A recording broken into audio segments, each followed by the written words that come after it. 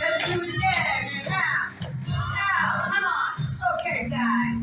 This is not a warm up, so I want to see the fat moving off them jabs. Come on. We're good. Yeah. So punch that floor. Yeah. Okay, four more. Then we're gonna pulse this. 3, up, 2, down. Una, rapido. Let's rock it. Lift. Come on, get it up.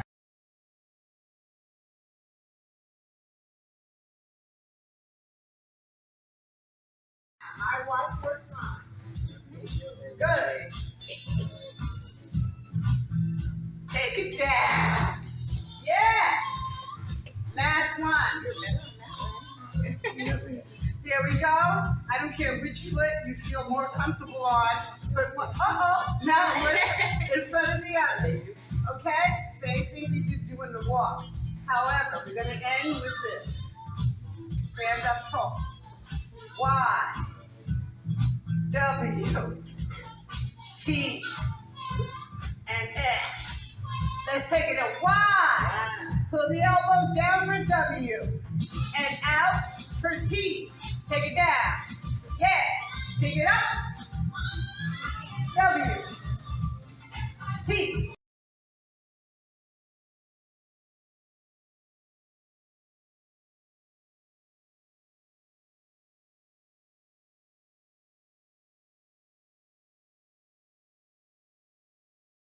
In African Americans versus whites is almost a 10-year difference. And people will say that's genetics, but it's not as much genetics as it's lifestyle.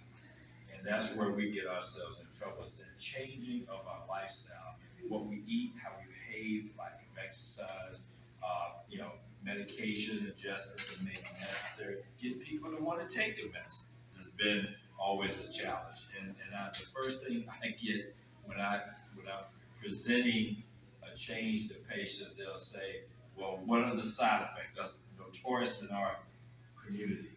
And I always tell them, I say, well, maybe your first question should be, how is this medicine going to help you? Then we get into the side effect profile, if there is it. I mean, all meds, I know sometimes you watch these commercials, you see these drugs that can't pronounce half the words they come up with. I don't know where they come up with. But anyway, and they list like at least 800 potentials that make you say, well, I told my wife one day, I said, heck, I wouldn't want to take that either if I heard that. But, when you look at the percentages of people that have side effects, that's where I try to get people to understand. Just because it says there's a potential doesn't mean you would have one. It just means that's the potential side effects it could be. So, having said that, and that's my initial introduction, what I want to talk to you about today is just heart disease, but I also want to talk to you about the things that cause that. Because if we can address those issues, a lot of times we can prevent the heart problems from ever happening.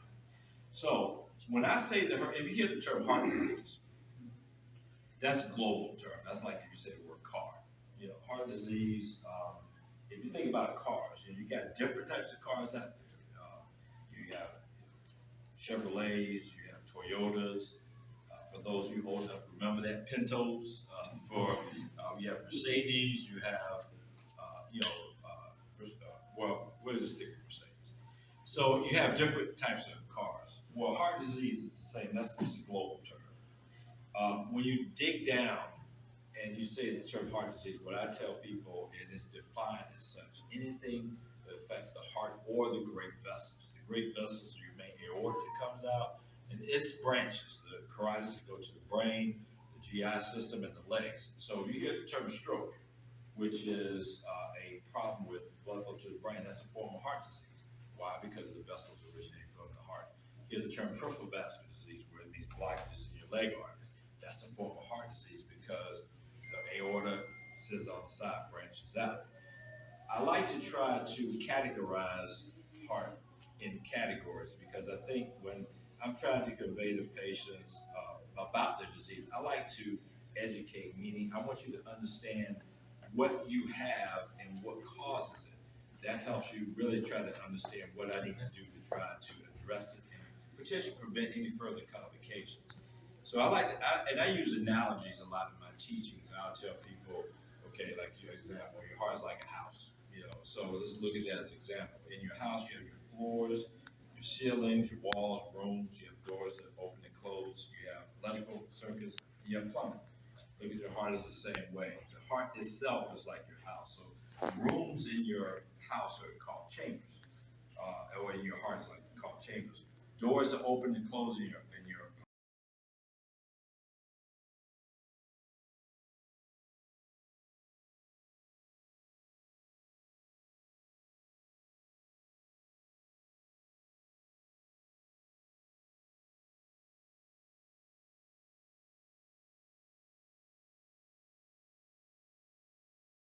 And oh, by the way, I've been diagnosed with lymphoma, so I have two cancers. Mine. And I'm still here with you.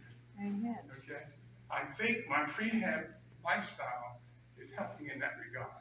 So I offer that as something you can really do. And the real question then is, what does the PSA actually represent? It represents the first focus on trying to save lives as it relates to prostate cancer. And I would simply say, if you are age 40 and older and you're not getting PSA tests, then I'm concerned about you. Because it's the first line of defense. Doctors will say, well, what is your PSA number? And what tracking it? Is it going up? Is it linked? Is it the same, et cetera? Ladies, for all the men in your life who are very special to you, and they could be husbands, boyfriends, uncles, sons, please know what their PSA value is. Please know that as you speak with them, how valuable that would be as you relate to them and their well-being. Okay. Now, there's another part to the whole test approach to prostate cancer, and that's the digital rectal exam. I've been so tired of people making fun of that. That's a test that doctors use to go through the rectum to feel the prostate gland, okay, to see if there are any lumps or bumps or tumors associated with that. Now, we've made such fun about it, guys saying, well, I don't want anybody to put their face there. In me, okay, that's absolutely foolish for us to take that position. I have sat in the hospital room watching men die who were so proud, but I didn't have a DRE. I said, but you got cancer and you died. The connection needs to be put aside. Black folk, black ladies, help the black man in your life. You can help other people.